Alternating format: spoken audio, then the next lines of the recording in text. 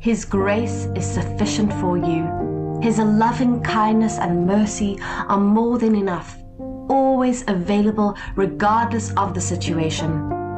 For the power of God is being perfected, completed, and shows itself most effectively in your weakness. What do you do when you are weak? When your strength has failed, when all seems to be crashing on you, when you don't know what to do or how to go about it again? Who do you depend on? Who do you put your trust in? Who do you lean on to help you? We are faced with several issues, challenges, confrontations, problems. All these things are not bigger than God. You need to assess Him today. You need to table those troubles to Him. He is ready to help you in your weak state. He is ever willing to hold you by the hand and walk you through and strengthen you. The world is full of unending problems. On your own, you can't handle all these things. You would crash, and that is not the will and the purpose of God for your life. He knows that these things are bound to face us, and therefore He didn't leave us without help or comfort. He made an advanced plan for us. You are His child. You were created in His image. You carry His Spirit in your inside. Why then haven't you tabled the matter to Him? Why then do you want to give up? He is waiting, arms stretched out, to help you in your weakness. He is waiting to empower and re-energize you again. Psalms 50, verse 15. Call on me in the day of trouble. I will rescue you, and you shall honor and glorify me. He actually desires that we be dependent on Him. He wants you to reach when your strength is failing, and that we are in desperate need of His help. God is our Father, and what good father would not want his children to turn to Him when they need help? There's something special about having someone there for you. God is this true source, and He is more reliable than any man can think of. Don't wait till you are defeated and taken captive by the enemy. As your strength starts dwelling, call on Him. As you begin to go down, reach out to Him. See, if you fail in that adversity, you have made the offer to God useless.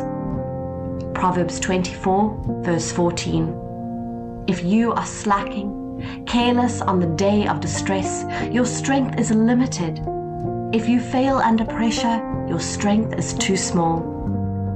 You are making God's power and purpose of no value because you fainted in the day of adversity. You fell in weakness and refused to call on Him when He is ever waiting for your call to Him for strength and help. He is never far from hearing you. He isn't weak or deaf not to hear. He isn't wicked to see you fall. He wants to rescue you, and He wants to strengthen you. No man likes adversity, which is affliction, difficulty, hardship, or danger. All men would choose to avoid it. It is easy for anyone to resent it, but it truly measures your strength and your faith toward God.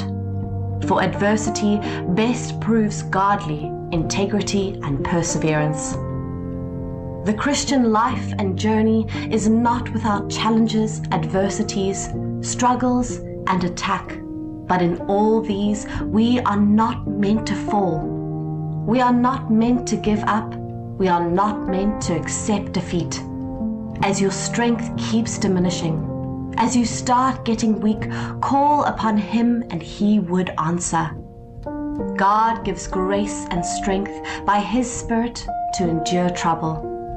Isaiah 40, verse 28 through 31. Do you not know? Have you not heard? The everlasting God, the Lord, the Creator of the ends of the earth, does not become tired or grow weary. There is no searching for his understanding.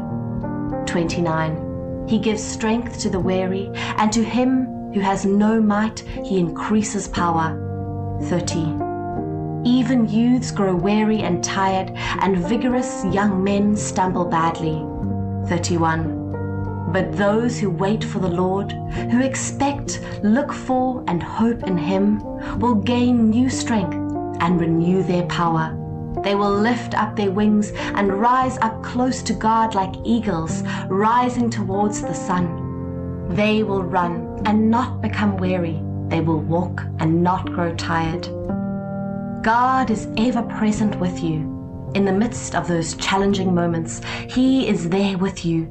He loves those who are his and is not far from them. Psalms 145, verse 18 through 19.